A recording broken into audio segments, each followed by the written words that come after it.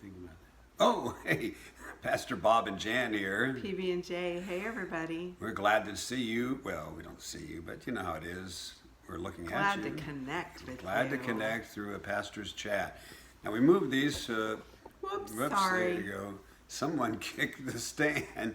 Talk to that cameraman, would you? You should be more careful about that. And one time I had a job as a cameraman. They said, don't move too quickly on things because you'll make the people at home spill their drink or whatever it is. So, anyway, we did it. So we were here on a Thursday.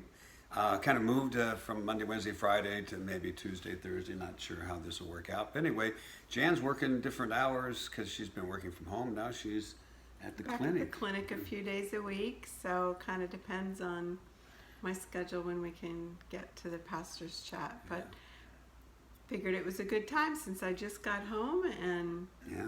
before I get involved in other stuff. So Including supper. Well, anyway, here we are. Just wanted to bring a word to you about the pastor's chat and also encourage you to send us your questions for a croissant. we have did it. receive one question so far from Miss Dottie, so we'll Okay, see who and we else have sends one from in. Blair too, so we'll have to choose Right. between those two and answer that for the next week, and we'll do that. But But send in your questions. that's right. Send it to Jan's email and questions from the Bible, and we'll try to answer those questions. We appreciate your participation, and if we pick your question and we answer that question on the air. Okay. Well, we'll connect you with Jerome at Flying with Jerome, and you'll get a free croissant, and they are really Delicious. good. Yeah. Also, I wanted to mention, some people have asked us, what kind of measures are we taking, safety measures for meeting in our live service on Sunday mornings? Well, how would you describe it? People are really spread out. They are very spread out. We alternate rows, so there's a row between each family that's seated. Yeah. And no one's shaking hands or hugging, which is really sad, but it's the way we have to do it right now. And We've implemented bowing. or curtsy if you're a female, Yeah. famale. Famali.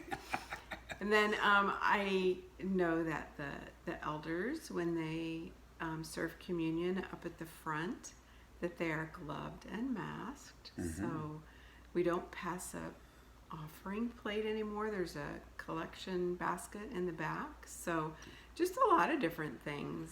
So. Take a lot of precautions because we want to follow the guidelines. And Bob stays on the stage the entire time so that he doesn't come in close contact with anyone. Yeah. For those of you that are concerned about his lungs, we appreciate that. Appreciate that. And I just go in early and stay on the stage. And I'm leading worship this Sunday, so I'll be up there the whole time, other than when I come down to officiate over communion. Anyway, for that, if you're thinking about it, if you're not, if you're still conscientious about things and your conscience doesn't allow you to come on Sunday morning, that's okay.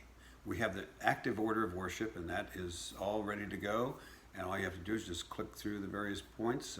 I lead the worship. If you click one, and then you click on the songs, and you can follow the same order of worship. As I was talking to the blacks this past week, they said they follow it at 10:30 to follow along, to be in connection with the people that are meeting in a live worship service. That's good. We're glad to be able to do that, and we'll assess the situation as we get closer to June, see how that tweaks over to June. But just wanted to let you know that we're thinking about that.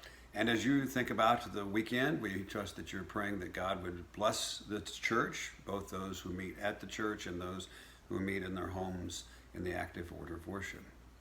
We need the Lord's help. And so, speaking of that, we're looking at Lamentations chapter 4 on Sunday, and Lamentations chapter 4 uncovers. It's interesting how God used Jeremiah, the prophet, who ministered to his people for many years. They didn't listen to him because he told them this Babylonian captivity was coming about. They wouldn't listen to him. They even threw him into a pit one time, actually a dungeon, and he was sunk into mire up to his neck.